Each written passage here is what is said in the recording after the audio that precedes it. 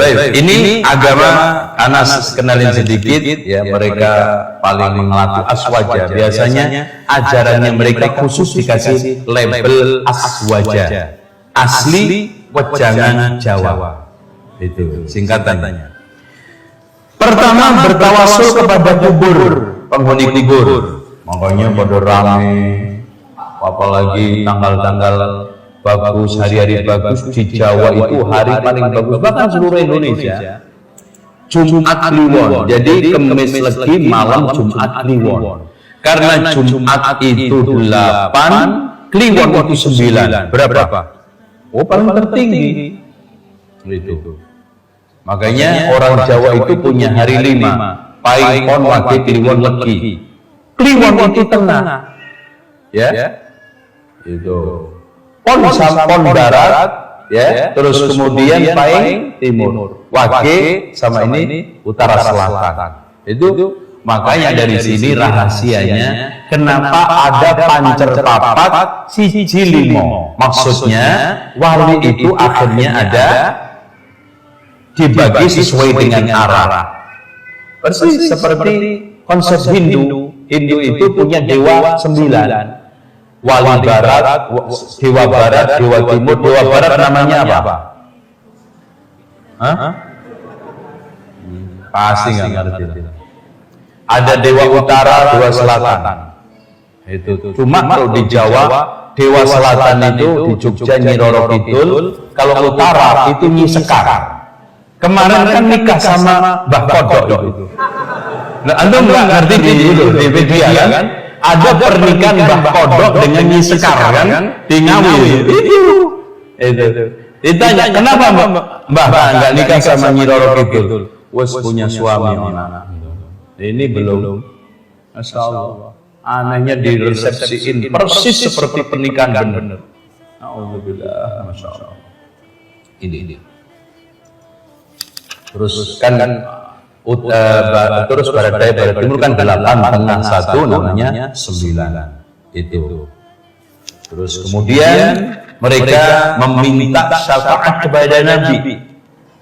Ya, biasanya baca ya Rabbi bil Mustafa balil maqasidana wa bil lana ma ya wasi'al karam ya akramal khalqi liman alu bihi siwa ka'inda ulu azizil amimi.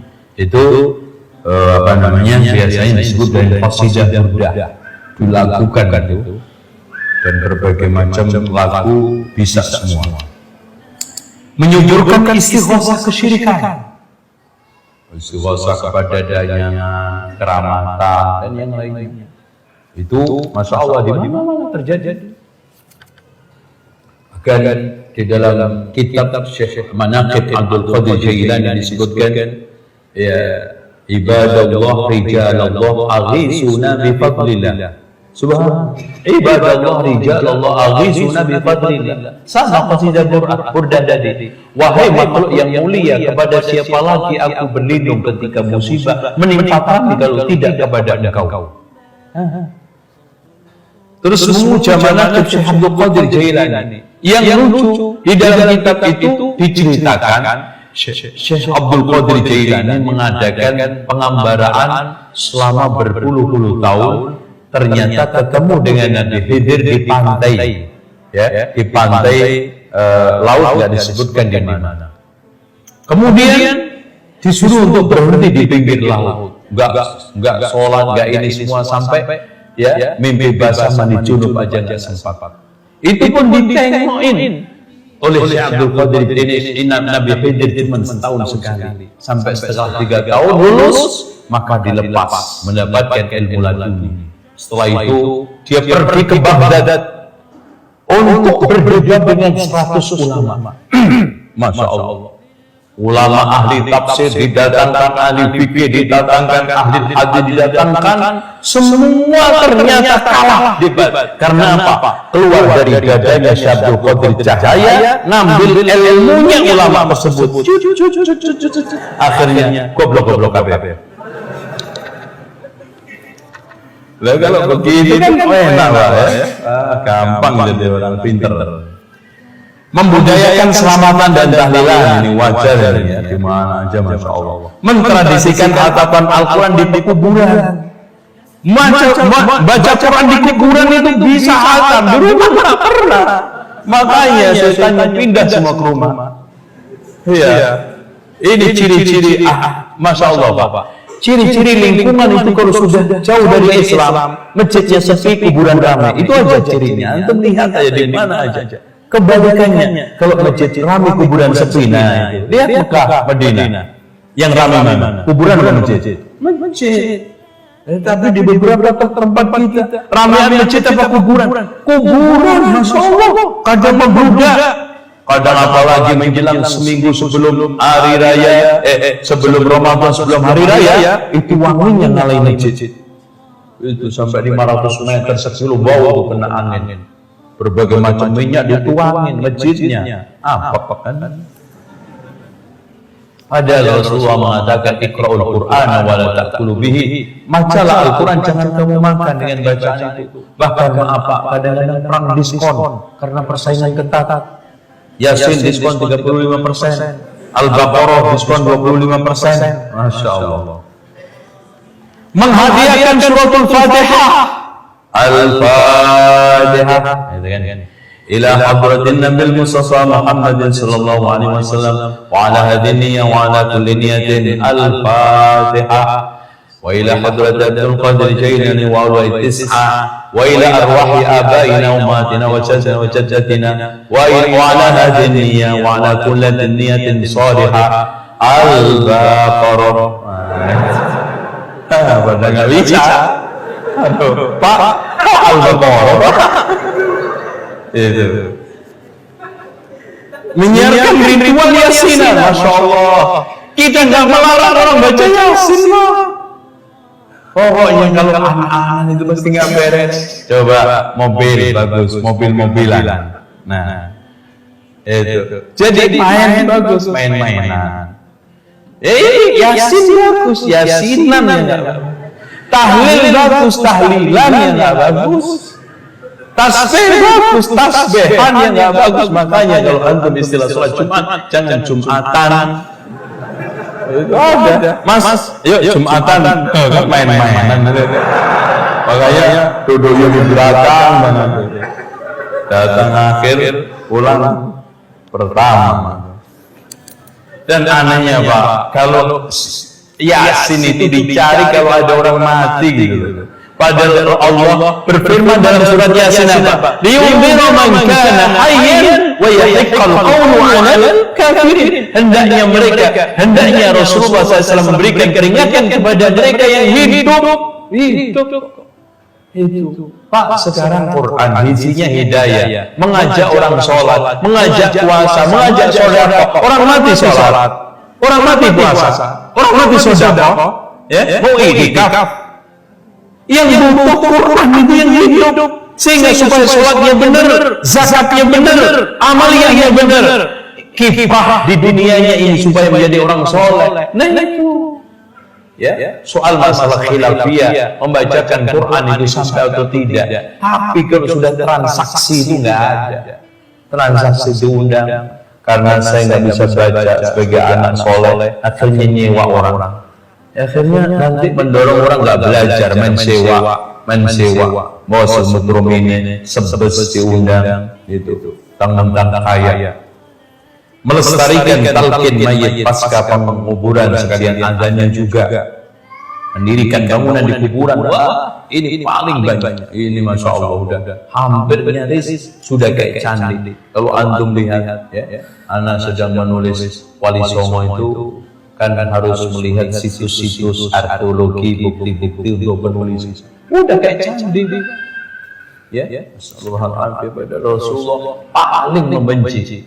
Kuburannya sendiri aja dia berdoa, Allahumma la taj'al qabri wathanan yu'bad. Ya Allah, janganlah jadikan kuburanku ini sebagai berhala yang disembah. Menyakralkan ziarah Wali Songo. Padahal itu syaddur rihal, kita tidak boleh melakukan syaddur rihal kecuali ketiga, Masjidil Haram, Masjidil Nabawi, Masjidil Aqsa. Ini hadis bisa di dalam Bukhari Muslim. Mananya kok kayaknya nggak dilirik hadis itu. Nah, menghidupkan Maulid Agung dan hari-hari besar Islam. Itu lagi Maulidan. Wah, itu sudah paling sakral. Persiapannya dari asar, maghrib, isya itu enggak salat jamaah di masjid. Stop dulu. Karena masjidnya dipakai peringatan agung. Terus sholatnya di mana Pak? Udah gampang di rumah masing-masing. Terus gimana Pak? Sholatnya kok di Allah Maha Penyayang, tenang aja. Dengan kita membaca sholawat nanti dapat syafaat Rasulullah Shallallahu Alaihi Wasallam. Itu udah. Itu dalil utama. Nah, fanatis terhadap mazhab Imam Syafi'i, tapi anehnya nggak kenal Imam Syafi'i kecuali 5, 6, 1 kunut. Iya, Pak. Bapak kenal Imam Syafi'i sebutkan Pak. Ya kunut, udah. Kunut. Nomor 2 membaca Fatihah Bismillah keras. Imam Syafi'i. Kalau enggak Syafi'i. Kemudian yang ketiga apa lagi? Salat tarawih 20. Kalau enggak 20 enggak Syafi'i. Kemudian yang ketiga, yang keempat apa? Usolli fardhu dhuhri arba'a raka'atin mustaqbilan qiblatin. Makanya pernah ada orang kata Syekh Utsaimin sholat di depan masjid Ka'bah. Setelah sholat ditegur sama Badui bahasa Arab Arab Indonesianya begini, Pak, kurang rahasia. Kok kurang? Sebutin jaraknya dengan Ka'bah berapa meter, tanggalnya, bulannya, tahunnya, biar malaikat nyatetnya lengkap. Siapa sih yang enggak keliru? Ya namanya duhur, ya pastilah duhur. Sholli fardhu dhuhri, emang maghrib Pak? Arba rakaatin mana ada zuhur 6 rakaat. Makmuman ya di belakang, mau apa Bapak udah di belakang ya pasti makmum. Itu mustaqbilal qiblah. Ya sudah ke sini. Mau ngadep kemana? Itu diulang-ulang. La faedah. Nawaitu shauma ghadin an adai fardi syahri. Kok fardi syahri? Itu. Subhanallah. Ini awam. Ngertinya Syafi'i cuma itu. Nah, sama talqin mayit. Terakhir kunut. Udah itu. Wantum adik yang namanya Syafi'i di benak mereka 6 itu. Enggak goyang-goyang. Antum puter-puter paling pindah nomornya toh. Nomor urutannya gitu. Kadang yang mendahulukan kunut, kadang mendahulukan talqin gitu aja. Itu Pak. Sayangnya Imam Syafi'i begitu besar, bahkan ulama sepakat mujaddid abad yang keduanya adalah Imam Syafi'i. Ketiganya Ahmad bin Hanbal dan seterusnya. Pertamanya siapa? Umar bin Abdul Aziz, karena pas penghujung 100 karena wafat beliau tahun 91 Hijriah. Itu persoalan. Kita kasih nama besar Imam Syafi'i, kesubuhan Imam Syafi'i. Contoh aja soal masalah sholat berjamaah di masjid. Iya. Imam Syafi'i apa pernah absen? Tidak pernah. Tapi pendapatnya Imam Syafi'i yang sholat jamaah fardu kifayah dipelihara. Ya, fardu kifayah itu apa? Yang penting ada sekelompok orang sholat, yang lainnya gugur. Tapi yang gugur siapa? Ayo. Saya. Itu. Yang gugur kenapa Bapak gitu? Nah, ta'assub pada sholat tarawih yang 20. Pokoknya bahkan kadang-kadang sampai masjid itu sholat tarawihnya sip. Gelombang 2, gelombang 3. Gelombang tarawih 11, gelombang tarawih 20. Ya. Nanti gelombang qiyamul lail.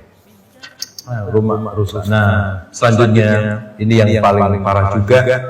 Mereka mensucikan kitab berjanji. Ini kesalahan-kesalahannya. Saya sampaikan semua secara runut di kitab saya membedah akar fitnah Wahabi. Nah, terakhir mengkultuskan qasidah burdah. Qasidah burdah ini saya akui dikit bahwa burdah ini ditulis oleh Muhammad al-Busairi.